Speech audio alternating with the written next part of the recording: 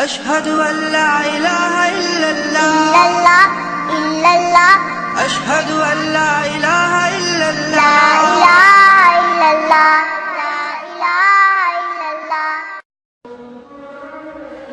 ونشهد أن لا إله إلا الله وحده لا شريك له ولا نذير له ولا وزير له ونشهد أن سيدنا ومولانا محمدا عبده ورسوله أما بعد فأعوذ بالله من الشيطان الرجيم بسم الله الرحمن الرحيم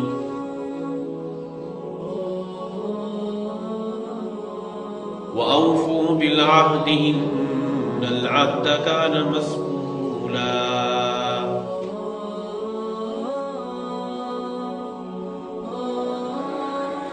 وأتموا وعدهم إلى مدتهم إن الله يحب المتقين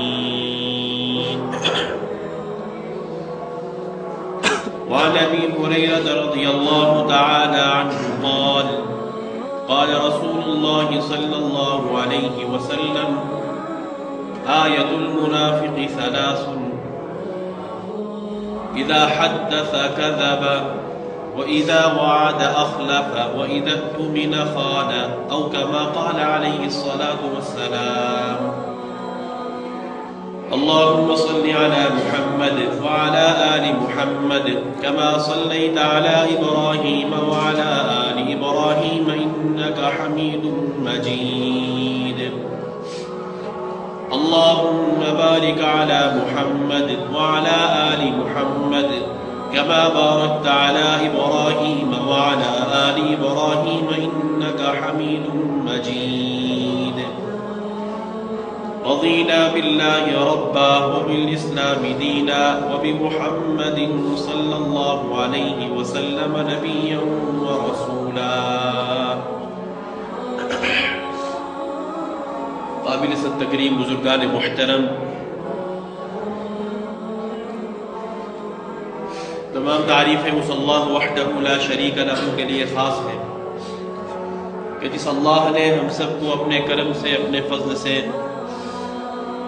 ایمان کی عظیم دولت عطا کر کے محمد عربی صلی اللہ علیہ وسلم کی امت میں پیدا فرمایا اور قرآن کریم جیسی عظیم کتاب کے ذریعے سے ہماری رہبری اور رہنمائی فرمائی۔ تمام تعریفیں اس اللہ ہی کے لیے خاص ہیں۔ زندگی کا کوئی سا بھی شعبہ ہو، بلکہ یوں کہیے کہ زندگی میں ہر آنے والے لمحے کے لیے، ہر آنے والے پیش آنے والے ممکنہ واقعات کے لیے، وہ زندگی گزارنے کے پل پل کے لیے اللہ تبارک و تعالی نے اور نبی کریم صلی اللہ علیہ وسلم نے ہماری رہبری اور رہنمائی فرمائی۔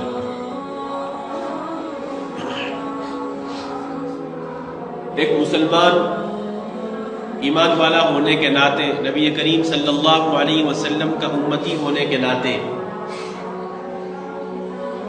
وہ اپنے ایمان کو اور اپنے اسلام کو کامل کیسے کر سکتا ہے، وہ حقیقی معنوں میں کیسے مسلمان بن سکتا ہے، اور وہ مسلمان کہ جو مطلوب ہے وہ ایمان والا کہ جس کے ایمان کو اللہ تبارک و تعالی دیکھنا چاہتے ہیں، اور جیسے ایمان والے وہ پہلے کے لوگ گزر کر کے چلے گئے، بتلا کر کے چلے گئے کہ ایمان والا کیسا ہوتا ہے، ایک ایمان والے کی عملی زندگی کیسی ہوتی ہے۔ ہر ایک ایمان والے سے اس کا مطالبہ ہے کہ وہ اپنی عملی زندگی میں حقیقی معنوں میں ایمان اور اسلام کو لاوے، اور اگر ایسا نہیں ہے کہ ہماری زندگی میں حقیقت کے اعتبار سے اسلام اور ایمان نہیں ہے، تو ہم کہنے اور سننے کے اعتبار سے تو مسلمان کہلاتے ہیں، لیکن کہیں ایسا نہ ہو کہ اللہ وحدہ لا شریک لہ کہ یہاں ہم کامل ایمان اور مسلمان نہ سمجھے جائیں۔ تو ہم ایک ایمان کامل والے کیسے بن سکتے ہیں؟ اس کے لیے ہمیں زندگی کے ہر شعبے میں اللہ کے حکم کو، نبی علیہ الصلوۃ والسلام کے فرمان کو دیکھنا ہوگا کہ ہر آن اور ہر لمحہ زندگی کے اس شعبے میں میرے اللہ کا میرے لیے کیا حکم ہے اور میرے نبی علیہ الصلوۃ والسلام کا کیا فرمان ہے۔ جو ایمان والا اس نہج کو لے کر کے چلے گا، اللہ پاک اس کے ایمان کو کامل کرے گا، اور یہ بنیاد بنے گا اس کے اللہ کے یہاں کامیاب ہونے کی۔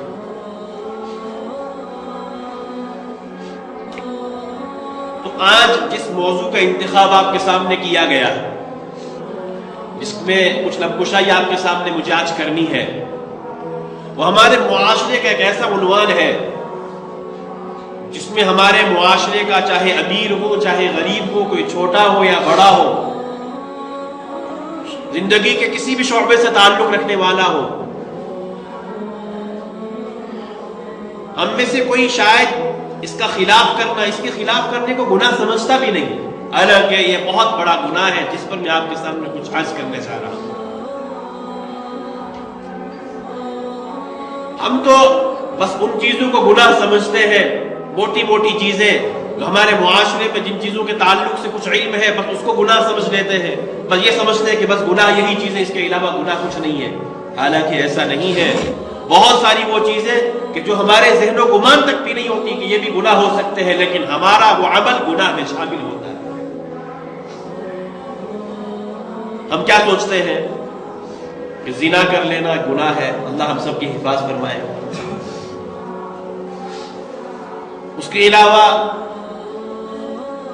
جھوٹ بولنے کو بھی کچھ لوگ گناہ سمجھتے ہیں، کچھ نہیں سمجھتے۔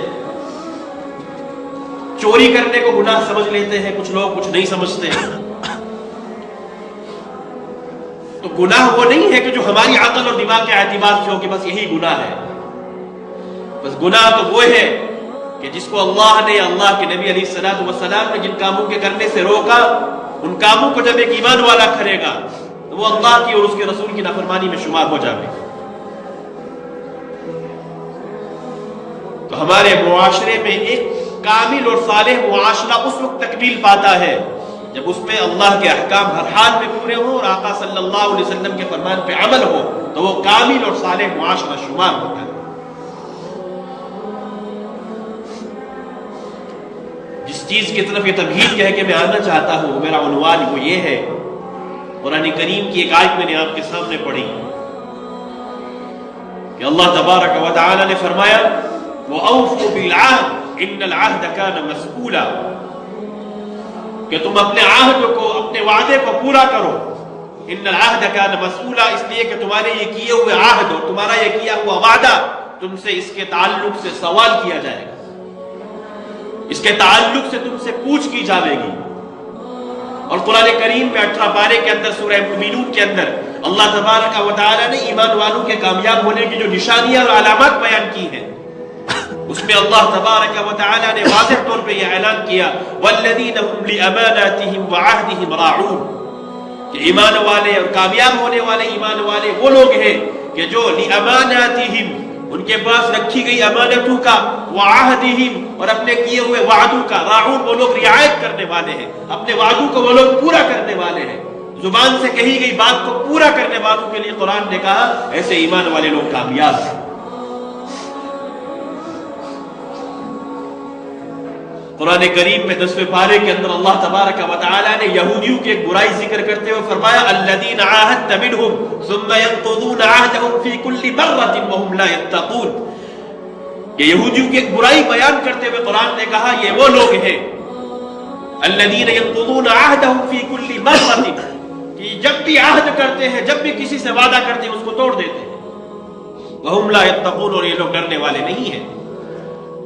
اور 10ویں پارے کے اندر ہی ایمان والوں کو اللہ تبارک و تعالی حکم دیتا ہے فَأَتِمُّوا عَهْدَهُمْ إِلَى مُدَّتِهِمْ إِنَّ اللَّهَ يُحِبُّ الْمُتَّقِينَ، کہ جو تم نے عہد کیا ہے، جس کے ساتھ جیسا عہد کیا ہے، جس کے ساتھ جیسا تم نے معاہدہ اور اس کے ساتھ وعدہ کیا ہے، عَهْدَهُمْ إِلَى مُدَّتِهِمْ، اس کو اس کے وعدے کے ساتھ اس کو پورا کیجیے، اس کی مدت کے ساتھ۔ إِنَّ اللَّهَ يُحِبُّ الْمُتَّقِينَ، اس لیے کہ بے شک اللہ پاک متقی لوگوں سے، اللہ سے ڈرنے والوں کو اللہ پاک پسند کرتا ہے۔ قرآن کریم کی ان آیات کے ذریعے سے میں آپ کو یہ بتانا چاہتا ہوں کہ مذہب اسلام کے اندر، شریعت مطہرہ کے اندر عہد و وفا کی پاسداری اور عہد کو پورا کرنا اس کی بہت بڑی اہمیت ہے، اور بغیر کسی شرعی عذر کے اور بغیر کسی اشد مجبوری کے وعدے کو توڑ دینا، وعدے کو پورا نہ کرنا، یہ گناہ کبیرہ ہے۔ ہمارے ہاں کچھ سیدھے سادے لوگ تو ایسے دیکھنے کو ملتے ہیں، ہمارے ہاں یہ لفظ بولا جاتا ہے میں نے فلاں سے لفظ کیا ہوا ہے، بہت سے لوگ اس طرح کے جملے کہتے ہیں میرا فلاں سے لفظ ہے، بہت سے لوگ کہتے ہیں میری فلاں کی سے زبان ہے، میں نے اس کو زبان دی ہوئی ہے۔ بڑے خوش نصیب ہیں وہ لوگ جو اپنی زبان کا اور اپنے لفظ کا خیال رکھتے ہیں کہ میری فلاں سے زبان ہے، میں نے فلاں سے یہ عہد کر چکا ہوں، اگر تمہیں کوئی شرعی عذر اور سخت عذر نہیں ہے تو تم بغیر کسی عذر کے اگر اس عہد کو پورا نہیں کرو گے تو تم اس گناہ کبیرہ کے مرتکب ہو جاؤ گے۔ اور جس عہد کے توڑنے کو قرآن کریم میں یہودیوں کی عادت کہی گئی ہے، الذین ینقضون عہدہم فی کل مرۃ، کہ وہ جب چاہتے ہیں جب بھی عہد کرتے ہیں عہد کو توڑ دیتے ہیں۔ یہ ایک ایمان والے کی نشانی نہیں ہو سکتی۔ ایمان والا تو وہ ہے جس کو قرآن نے کہا کہ ایمان والے تو عہد کو پورا کرنے والے ہیں، کہ جو زبان جس کو دے دی، جو لفظ جس کے ساتھ کر دیا اس کو پورا کرنا، یہ ایک ایمان والے کی نشانی ہے۔ اور آقا مدنی محمد عربی صلی اللہ علیہ وسلم نے فرمایا آیت المنافق ثلاث، یہ منافق کی 3 نشانیاں ہیں۔ یہ منافق، اللہ ہم سب کی حفاظت فرمائے، اللہ ہم سب کی کفر سے بھی حفاظت فرمائے اور نفاق سے بھی حفاظت فرمائے۔ منافق ایسے شخص کو کہتے ہیں کہ جو ظاہر کے اعتبار سے تو اپنے آپ کو مسلمان کا ہے اور مسلمان کہلوائے، لیکن اس کے اندر کفر ہو، ایسے شخص کو منافق کہتے ہیں۔ اور قرآن نے کہا ان المنافقین فی الدرک الاسفل من النار، کہ یہ منافق لوگ جو ہے جہنم کے سب سے نچلے درجے میں ہوں گے۔ اتنا بڑا گناہ ہے یہ منافقت کرنا۔ تو نبی علیہ السلام نے فرمایا آیت المنافق ثلاث، کہ منافق کی 3 نشانیاں ہیں، یعنی جس کے اندر یہ 3 نشانیاں پائی جاویں گی ایسا شخص منافق ہے۔ ہم سب اپنے حال پہ غور کریں، اب جو کچھ کہا جائے، جو کچھ سنا جائے، یہ سب ہم سب کے لیے، کہنے والے کے لیے بھی اور سننے والے کے لیے، کہنا سننا اس نیت سے ہونا چاہیے ہم دیکھیں کہ زندگی میں ہماری کس موقع پہ کس شعبے میں کمی ہے، ہم اس کو دور کریں تاکہ ہم ایک کامل ایمان والے بن سکیں اور اللہ کے یہاں سرخرو ہو سکے۔ آقا صلی اللہ علیہ وسلم نے فرمایا آیت المنافق ثلاث، کہ منافق کی 3 نشانیاں ہیں۔ اذا حدث کذب، کہ جب یہ منافق آدمی جب بات کرتا ہے تو جھوٹ بولتا ہے، یعنی ایک ایمان والا اگر جھوٹ بول رہا ہے تو اس کا مطلب یہ ہے کہ یہ شخص منافق ہے۔ آقا صلی اللہ علیہ وسلم کی زبان مبارک سے نکلنے والے جملے میں آپ کو پڑھ کے سنا رہا ہوں، کوئی جیب کی بات نہیں ہے۔ اذا حدث کذب، جب یہ بات کرتا ہے تو جھوٹ بولتا ہے۔ وَإِذَا وَعَدَ أَخْلَفَ، جو میرے عنوان سے جو آج کا موضوع آپ کے سامنے لے کر کے آیا ہوں، ہمارا یہ اس حدیث کا یہ جملہ وَإِذَا وَعَدَ أَخْلَفَ، اور جب کوئی وعدہ کرے تو اس کے خلاف کرے، تو وعدہ خلافی کرنا، اپنی زبان سے ہٹ جانا، کسی سے کیے ہوئے وعدے سے مکر جانا، فرمایا کہ یہ ایمان والے کی نشانی نہیں ہے بلکہ یہ منافق کی نشانی ہے، کہ منافق جب بھی وعدہ کرے گا تو اس کے خلاف کرے گا، وعدے کے مطابق کبھی نہیں کرے گا۔ اور فرمایا وَإِذَا اؤْتُمِنَ خَانَ، تیسری چیز فرمائی آقا صلی اللہ علیہ وسلم نے کہ منافق کی تیسری نشانی یہ ہے کہ جب اس کے پاس کوئی امانت رکھتا ہے تو امانت کی حفاظت کرنے کے بجائے وہ امانت پہ خیانت کرتا ہے۔ امانت پہ خیانت کرنا، وعدہ خلافی کرنا، اور بات کرے تو جھوٹ بولنا، یہ منافق کی نشانی ہے۔ تو میرا عنوان چونکہ وعدہ خلافی کے تعلق سے ہے، اس لیے اس حدیث کے اندر آقا صلی اللہ علیہ وسلم نے اس کو بھی فرمایا کہ جو وعدہ خلافی کرتا ہے وہ منافق ہے۔ اور وعدوں کو پورا کیسے کیا جاتا ہے؟ جب کسی سے کسی کی زبان ہو گئی، جس تعلق سے آپ نے وعدہ کر لیا، ہاں، تو اس کو پورا کرنا عین ایمان ہے۔ نہیں کرو گے تو گناہ کبیرہ کے مرتکب ہو جاؤ گے۔ میں چند واقعات آپ کو سناتا ہوں کہ ہمارے بوڑھوں نے، صحابہ کرام نے کیسے ایمان والے ہو کر کے دنیا سے چلے گئے۔ انہوں نے بتایا عملی طور سے کہ وعدہ کو وفا کیسے کیا جاتا ہے، وعدہ کر کے اس کو پورا کیسے کیا جاتا ہے۔ ہماری عقلیں حیران رہ جاتی ہیں جب ان لوگوں کے حالات زندگی کو پڑھا جاتا ہے۔ یہ واقعات ہماری سامنے آتی ہیں، ہماری عقلیں بھی اسے قبول نہیں کرتی کہ ایسا بھی ممکن ہے آج کے دور کے اندر، ایسا بھی ہو سکتا ہے، لیکن صحابہ کرام نے کر کے دکھلایا۔ اللہ اکبر۔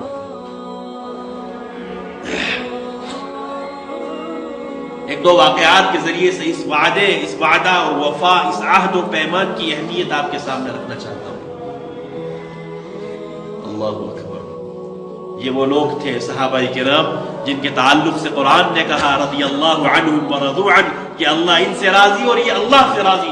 ایسی مقدس جماعت کو جو رضا کا پروانہ ملا، ایسے نہیں ملا۔ ان لوگوں کا ہر عمل یہ بتلاتا تھا کہ ہمیں اللہ کی رضا چاہیے، ہمیں اس کے بدلے میں دنیا کا کچھ نہیں چاہیے، ہمیں تو ہر عمل سے اللہ کی رضا چاہیے۔ اس لیے وہ صرف اسی کو دیکھتے تھے، اس کے علاوہ کسی دنیائی مفاد کو نہیں دیکھتے۔ ایک صحابی ہے رضی اللہ عنہ، ذرا توجہ رکھیں گے تاکہ مضمون سمجھ میں آ سکے، میری بھی اور آپ کی بھی۔ ایک صحابی جن کا نام تھا حضرت حذیفہ ابن الیمان رضی اللہ تعالیٰ عنہ۔ مختصر سا وقت ہے، مختصر سی بات ہے، ذرا متوجہ رہیے۔ حضرت حذیفہ ابن الیمان رضی اللہ تعالیٰ عنہ یہ وہ صحابی ہے کہ جن کو نبی علیہ السلام کا رازدار کہا جاتا تھا۔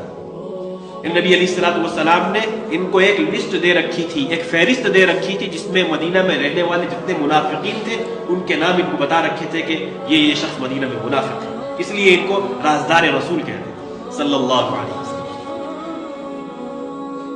یہ اور ان کے والد جن کا نام یمان تھا، حذیفہ ابن الیمان، یہ حذیفہ صحابی، ان کے والد یمان رضی اللہ عنہ۔ یہ اس زمانے کی بات ہے جب غزوہ بدر، جو اسلام کا سب سے عظیم ترین معرکہ ہوا تھا کفر اور اسلام کے درمیان میں، اسلام کی سب سے عظیم ترین جنگ جو ہے وہ غزوہ بدر ہے، جس کا تذکرہ قرآن کریم میں بھی چوتھے پارے کے اندر تفصیل کے ساتھ موجود ہے، جس میں صحابہ کرام نہتے تھے، 313 صحابہ کی تعداد تھی، 70 اونٹ اور 2 گھوڑے تھے، مختصر سا سامان اور ہتھیار تھا، اور دوسری طرف 1000 کا کفار کا لشکر تھا۔ اس زمانے کی یہ بات ہے۔ یہ حضرت حذیفہ ابن الیمان رضی اللہ عنہ مکہ سے اسلام قبول کر کے مدینہ منورہ آ رہے ہیں نبی علیہ السلام کی ملاقات کرنے کے لیے۔ سنیے، یہ وہاں سے ارادہ یہ لے کر چلے ہیں کہ میں مدینہ پہنچ کر کے آقا مدنی محمد عربی صلی اللہ علیہ وسلم کی ملاقات کا شرف اٹھائیں گے۔ ادھر مکہ سے یہ نکلے ہیں، ادھر ابو جہل جو ہے ایک بڑا لشکر لے کر کے اس کی قیادت کرتے ہوئے، غزوہ بدر کا موقع ہے، اتنی بڑی جماعت لے کر کے راستے میں یہ صحابی حضرت حذیفہ اور ان کے والد، ان کی ملاقات ابو جہل سے ہو گئی۔ ابو جہل نے پوچھا کہاں جا رہے ہو؟ کہا کہ مدینہ جا رہے ہیں۔ کہا کہ اب تو ہم تو تمہیں نہیں چھوڑیں گے، مدینہ جا رہے ہو مطلب یہ ہے کہ تم محمد عربی کا ساتھ دینے جاؤ گے، جنگ کا موقع ہے، تم ان کے ساتھ مل کے ہمارے ساتھ لڑو گے، ہم تمہیں نہیں چھوڑیں گے، ہم تمہیں مار دیں گے۔ تو انہوں نے کہا کہ ہم جنگ کرنے کے لیے ان کی طرف سے لڑنے کے لیے نہیں جا رہے، بلکہ ہم تو صرف ان کی ملاقات کے لیے جا رہے ہیں۔ ابو جہل کے ذہن میں بات آ گئی کہ ہو سکتا ہے صرف ملاقات ہی کے لیے جا رہے ہو۔ کہا کہ ٹھیک ہے، اگر اس کے علاوہ کوئی بات ہوئی تو اس کے بعد چھوڑ دیا گیا۔ حضرت حذیفہ رضی اللہ تعالیٰ عنہ وہاں سے آ گئے اور آ کر کے نبی کریم صلی اللہ علیہ وسلم سے ملاقات کا شرف اٹھایا۔ روایت میں آتا ہے کہ اللہ کے نبی علیہ السلام بھی اس وقت مدینہ سے نکل چکے تھے اس غزوے کے لیے، غزوہ بدر کے لیے۔ نبی علیہ السلام سے ملاقات ہوئی اور سارا واقعہ اللہ کے نبی علیہ السلام کو کہ میں آپ کی ملاقات کے لیے آ رہا تھا۔ ابو جہل کی ملاقات ہو گئی راستے میں، اس نے کہا کہ ہمیں تمہیں نہیں چھوڑیں گے، تم ہم سے لڑنے کے لیے ان کے ساتھ جا رہے ہو؟ کہا کہ نہیں، ہم لڑنے کے لیے نہیں، صرف ان کی ملاقات کے لیے جا رہے ہیں۔ نبی علیہ السلام چونکہ غزوہ بدر کے لیے نکلے تھے تو یہ صحابی کہنے لگے اللہ کے نبی صلی اللہ علیہ وسلم اتنا عظیم ترین معرکہ ہونے جا رہا ہے، آپ ہمیں اجازت دے دیجیے کہ تاکہ ہم بھی آپ کے ساتھ جنگ میں شریک ہو جائیں اور اسلام کا اتنا عظیم ترین معرکہ آپ کے ساتھ جو ہے نا اس میں شامل ہو جائے، اس جہاد جیسے مقدس عمل میں آپ کے شریک ہو جائیں۔ نبی کریم صلی اللہ علیہ وسلم نے فرمایا یہ ساری امت کے لیے تعلیم تھی کہ زبان کا پابند کیسے ہوا جاتا ہے۔ حالانکہ اس وقت کفر اور اسلام کی جنگ ہو رہی تھی، صحابہ کرام کے افراد کی ضرورت تھی، اللہ کے نبی کو بھی افراد کی بھی ضرورت تھی، لیکن یہ ساری رہتی دنیا تک کے لیے سبق دینا تھا کہ اسلام پہ چلنے والا ایسا ہونا چاہیے۔ نبی علیہ السلام نے فرمایا کہ ہاں مجھے افراد کی ضرورت ہے، اس وقت جتنے افراد آئے وہ کم ہے، لیکن چونکہ ابو جہل سے اگرچہ وہ کافر ہے، تم ابو جہل سے یہ کہہ کر کے آئے تھے کہ میں محمد عربی سے ملاقات کرنے جا رہا ہوں، جنگ میں حصہ لینے کے لیے نہیں جا رہا ہوں، تو میں تمہیں اس کے خلاف نہیں کرنے دے سکتا کہ تم مجھ سے یہ کہہ کر کے آئے اور میں جنگ میں تمہیں شریک کر لوں، یہ عہدہ کے خلاف ہو جائے گا، یہ وعدہ کے خلاف ہو جائے گا، لہٰذا میں تمہیں ساتھ نہیں رکھ سکتا۔ وہ صحابہ کرام کا ایمان تھا، کیسا منظر رہا ہوگا، کیسے تڑپے ہوں گے اندر سے کہ اللہ کے نبی جا رہے اور ہم ساتھ میں نہیں ہیں، لیکن کافر کے ساتھ ایک زبان ہوئی ہے، اللہ کے نبی نے فرمایا کہ اس زبان کے خلاف نہیں کر سکتا۔ یہ ہے اسلام۔ کوئی پیش کر سکتا ہے ایسی مثال؟ ہم بھی انہی کے نام لے والے، لیکن ہم میں سے کوئی ہوتا تو نہ جانے کتنی تعویلیں کر لیتا، بات کو ادھر سے ادھر پھیر کر کے پتہ نہیں کیا سے کیا بات بنا دیتے۔ یوں کہتے کہ اس کے ڈر کے بارے میں یہ جملے کہے تھے، اس نے تو تلوار گردن پہ رکھ کے مجھ سے یہ جملے کہلوائے تھے، دل میرا اس کے ساتھ تھوڑی تھا، لیکن چونکہ زبان کے بولتے تو آقا نے فرمایا صلی اللہ علیہ وسلم اس کے خلاف نہیں ہو سکتا۔ ایک صحابی تھے حضرت ابو جندل رضی اللہ تعالی عنہ، یہ اس زمانے کی بات ہے جب صلح حدیبیہ کا جو صلح ہوئی تھی، مشہور واقعہ ہے حدیبیہ کی صلح ہوئی تھی، اس میں جو شرائط معاہدے کی لکھی گئی تھی، حالانکہ صحابہ کرام رضی اللہ عنہ کو وہ شرائط اور اس طرح صلح کرنا پسند نہیں آیا تھا کہ اللہ کے نبی اتنی دب کر کے صلح کرنے کی کیا ضرورت ہے، ان کافروں کے سامنے اتنا دبنے کی کیا ضرورت ہے، ہم ایک باہمت قوم ہے، لیکن نبی علیہ السلام کو اشارہ دے دیا گیا تھا کہ آپ اس طرح دب کر کے صلح کر لیجئے، ہم قریب اس کے پیچھے مکہ فتح ہونے والا ہے اور ساری بہاریں پھر آپ کی ہوں۔ تو نبی علیہ السلام نے وہ دب کر کے صلح کر لی تھی۔ ان شرائط میں ایک شرط یہ بھی لکھی گئی تھی، کفار نے یہ شرط لکھی کہ اگر ہمارا کوئی آدمی مدینہ منورہ تمہارے پاس آ جاوے گا تو تم اس کو ہر حال میں واپس کرو گے، اور اگر تمہارا کوئی آدمی ہمارے پاس آئے گا تو ہم اسے واپس نہیں کریں گے۔ بظاہر بڑی عجیب سی شرط تھی، یہ کیسی شرط ہے، یہ کیسا معاہدہ ہے کہ ہمارا آدمی تمہارے پاس آئے گا تو تمہیں واپس کرنا ہی پڑے گا، اور اگر آپ کا کوئی آدمی آئے گا ہمارے پاس تو ہم اسے واپس نہیں کریں گے۔ نبی علیہ السلام نے فرمایا ٹھیک ہے، اس طرح صلح کر لیتے ہیں۔ اس صلح کے بعد ایک صحابی ابو جندل رضی اللہ تعالیٰ عنہ کے بارے میں آتا ہے کہ یہ مکہ میں کافروں کی قید میں تھے، کسی طریقے سے وہاں سے چھوٹے اور بھاگے اور مدینہ پہنچے نبی علیہ السلام کے پاس اس امید کے ساتھ کہ اپنے ساتھیوں کے پاس پہنچ کر زندگی سکون اور چین سے گزرے گی۔ پیچھے پیچھے ایک آدمی آ گیا ان کو لینے کے لیے کہ ہمارا تم سے معاہدہ ہے کہ ہمارا کوئی آدمی تمہارے پاس آئے گا تو اس کو واپس کرنا پڑے گا۔ اب سوچیے ذرا اللہ کے نبی کے سینے میں اس وقت کیا کیفیت ہوگی، اس صحابی کے دل پر کیا گزر رہی ہوگی کہ میں ان کافروں کے ظلم و ستم سے بھاگ کے آپ کے پاس آیا کچھ سکون میں رہنے کے لیے، چین و سکون کی زندگی گزارنے کے لیے۔ آقا علیہ السلام نے فرمایا کہ میرے صحابی کچھ برداشت کر لو، کچھ صبر کر لو، اس وقت میرے عہد کے مطابق تم واپس چلے جاؤ، اللہ پاک اس کے بدلے میں بہت خیر دے گا۔ چاروں ناچار وہ صحابی وہاں سے واپس ہوئے، اللہ کے نبی نے ان کو واپس کر دیا اس بنیاد پر کہ میرا ان سے وعدہ ہے، میرا ان سے یہ شرط معاہدہ طے ہوا ہے کہ اگر آپ کا کوئی آدمی ہمارے پاس آئے گا تو ہم اسے واپس کریں گے، اس بنیاد پہ آپ واپس چلے جائیں۔ حالانکہ اس وقت صحابہ کرام پہ بڑی ناگواری کے اثرات ظاہر ہوئے کہ یہ کیا، ایک صحابی، ایک ہمارا ساتھی اس مصیبت میں اور کرب و بلا میں ہمارے پاس پہنچتا ہے، اسے بھی واپس کر لیں۔ لیکن اللہ کے نبی نے امت کو یہ سکھلایا کہ میرا چاہے وہ میرا وعدہ کس پس منظر میں تھا وہ بات اپنی جگہ پہ، لیکن چونکہ ایک عہد کر چکا ہوں اس حال میں اس کو واپس کرنا ہی تھا۔ یہ ہے اسلام، یہ ہے میرے اور آپ کے لیے سبق۔ اس سے بھی بڑھ کر ایک عجیب ترین واقعہ، اللہ اکبر، حضرت معاویہ رضی اللہ تعالیٰ عنہ۔ حضرت معاویہ یہ وہ صحابی ہے جو اللہ کے نبی علیہ السلام کے وحی کے کاتبوں میں آتے ہیں۔ اللہ کے نبی علیہ السلام کی جو وحی آتی تھی اس کو لکھا کرتے تھے۔ ان کے تعلق سے لوگوں نے عجیب عجیب، اللہ معاف کرے، اپنی طرف سے ایسی جھوٹی موٹی باتیں اور نہ جانے کیسی باتیں حضرت معاویہ کی طرف منسوب ہے رضی اللہ عنہ۔ ہمارے ایمان اور عقیدے کے مطابق اللہ کے نبی کا ہر صحابی اللہ اس سے راضی ہے اور وہ اللہ سے راضی ہے۔ عظیم ترین صحابی تھے حضرت معاویہ رضی اللہ عنہ۔ ان کے بارے میں آتا ہے یہ شام میں رہتے تھے۔ جو واقعات جو میں نے آپ کو سنا ہے عہد وفا کے تعلق سے، اس سے بھی زیادہ عجیب واقعہ ہے۔ یہ شام میں رہتے تھے اور اس زمانے میں روم جو ہے وہ سپر پاور طاقت تھی۔ حضرت معاویہ رضی اللہ تعالی عنہ، ان کی اور روم والوں کی آپس میں لڑائی رہتی تھی، جنگیں رہتی تھی۔ تو حضرت معاویہ رضی اللہ تعالی عنہ نے روم کے گورنر کو یہ خط لکھا کہ اتنی مدت کے لیے ہم آپس میں معاہدہ کر لیتے ہیں کہ آپس میں جنگ نہیں کریں گے۔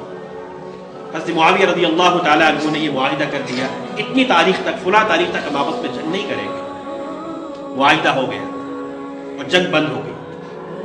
اسی جنگ بندی کے دوران حضرت معاویہ رضی اللہ تعالیٰ عنہ کے ذہن میں یہ بات آئی کہ میرا ان سے معاہدہ جنگ بندی کا ہے، ٹھیک ہے، لیکن ایسا میں کر سکتا ہوں۔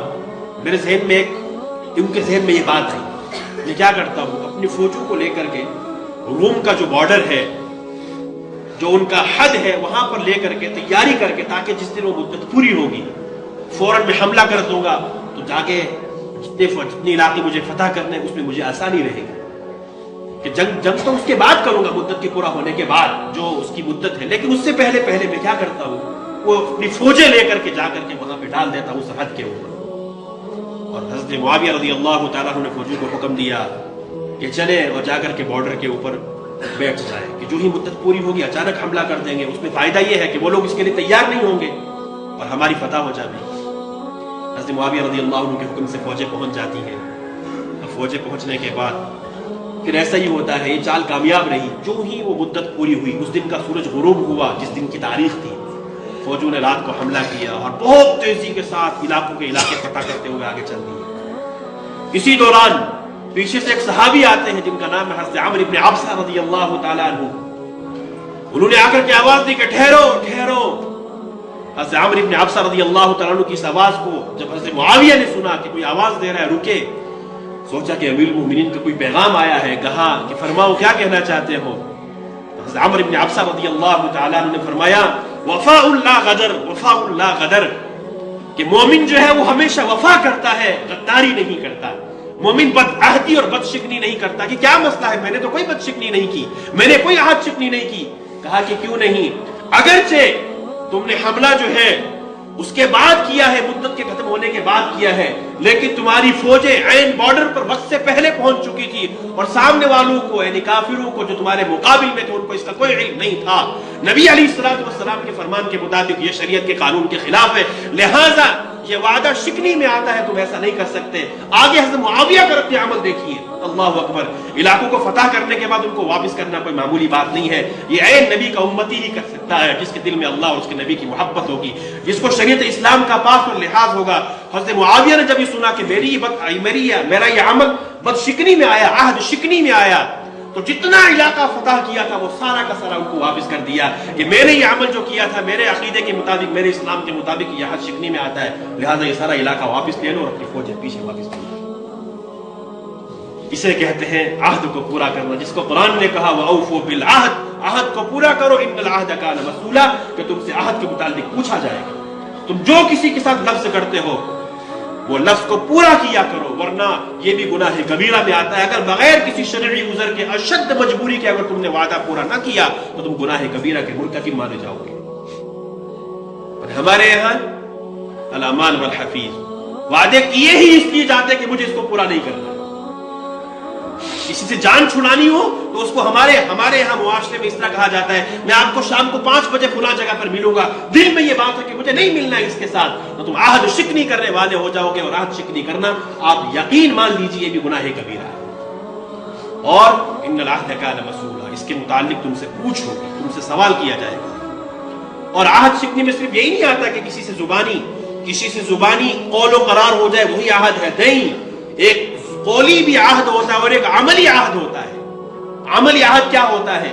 عملی عہد یہ ہوتا ہے، مثال کے طور پر ایک آدمی جس حکومت کے ماتحت رہتا ہے، اس حکومت کے جتنے بھی قوانین ہوتے ہیں، اگر وہ قوانین شرعی ضابطے اور شرعی طور کے خلاف نہ ہو تو ایک شہری کے لیے ان قوانین کو پورا کرنا اور ان قوانین کے تحت زندگی گزارنا یہ بھی عملی عہد ہے. اگر تم اس کے خلاف کرو گے تو تم عہد کو توڑنے والے مانے جاؤ گے. اس کی مثال بہت سیدھا اور سمپل سی مثال وہ یہ ہے، جیسے ٹریفک کے قانون. ٹریفک کے جو قانون ہیں ان کا لحاظ کرنا، جس ملک کے قوانین، جس ملک میں آپ رہ رہے ہیں، جس ملک میں آپ زندگی گزار رہے ہیں، اس ملک کے جو قوانین ہیں ٹریفک کے، اگر آپ اس کو ان قوانین کے مطابق چلو گے، چونکہ آپ کا اس سے اپنی قوم سے، اپنی سربراہ سے، اپنی حکومت سے یہ عہد ہے، عملی عہد ہے کہ جو آپ کے قوانین ہیں میں اس کے مطابق چلوں گا. جب آپ ٹریفک کے قوانین کے خلاف کرو گے، ہمارے ہاں تو اس کو بڑا سیانہ سمجھا جاتا ہے. سگنل توڑ کے بھاگ جاؤ، بڑا سیانہ نکلا جی، سگنل توڑ کے بھاگ گیا، تو یہ بھی عملی عہد کے خلاف ہے. لہذا تم اس وقت بھی گناہ کبیرہ کے مرتکب مانے جاؤ. غلط پارکنگ کی بات ہے کہ پارکنگ کیسی کرنی ہے اور کیسی نہیں کرنی ہے. ایسی پارکنگ کرنا کہ جو قاعدے اور قانون کے خلاف ہو، ہم عملی عہد کے توڑنے والے ہوں گے، اس پر بھی ہمیں گناہ ہو. تو شریعت مطہرہ ہمیں زندگی کے ہر شعبے کے لیے گائیڈ لائن دیتی ہے، زندگی کے ہر شعبے کے لیے زندگی گزارنے کے طور و طریق بتاتی ہے. ان میں سے ایک بہت بڑی زندگی کا ایک شعبہ وہ یہ عہد کی پابندی ہے، جو ہمارے یہاں بہت کم ہوتی ہے. اور ہم عہد کو پورا کرنے کو نہ کوئی ثواب سمجھتے ہیں، اور اگر اس کے خلاف کریں تو اس کو گناہ بھی نہیں سمجھتے. حالانکہ ایسا نہیں ہے. عہد کو پورا کرو گے تو نبی علیہ السلام کی زبان مبارک سے نکلنے والی خوشخبریاں تمہارا مقدر بنے گی. اور اگر ایسا نہ ہو، اللہ نہ کرے، حدیث مبارک سن لیجئے. نبی علیہ السلام نے فرمایا جو آدمی عہد شکنی کرتا ہے اس پر اللہ کی بھی لعنت ہے، اللہ کے رسول کی بھی لعنت ہے، اور سارے ایمان والوں کی لعنت ہے جو عہد شکنی کرتا ہے. تو ایسا وعدہ کسی سے نہ کریں جس کو آپ پورا نہ کر سکتے ہو. جب کسی سے عہد کر لیا گیا، جب کسی کو زبان دے دی گئی، تو پھر اس زبان کے مطابق قائم رہیے، اس زبان کے مطابق رہیے، اور پھر اس وعدے کو پورا کیجیے تاکہ آپ ایک کامل ایمان والے بن سکیں. ہاں، اگر کسی شرعی عذر کی بنیاد پہ آپ اس وعدے کو پورا نہ کر سکے تو پھر شریعت اس سے آپ سے مواخذہ نہیں کرے گی. مثال کے طور پر ایک آدمی نے کسی سے وعدہ کیا، اور وعدہ کرتے ہوئے اس کے دل میں یہ بات ہے کہ نہیں مجھے اس وعدے کو پورا کرنا ہے، لیکن کسی مجبوری کی وجہ سے وہ وعدہ پورا نہ کر سکا، تو اس پر شریعت آپ سے مواخذہ نہیں کرے گا. لیکن اگر آپ شروع سے وعدہ کر ہی اس لیے رہے کہ مجھے اس وعدے کو پورا نہیں کرنا ہے، میں تو ٹال رہا ہوں، تو پھر آپ وعدہ خلافی کے مرتکب پائے جاؤ گے، اور یہ گناہ کبیرہ ہے. اس لیے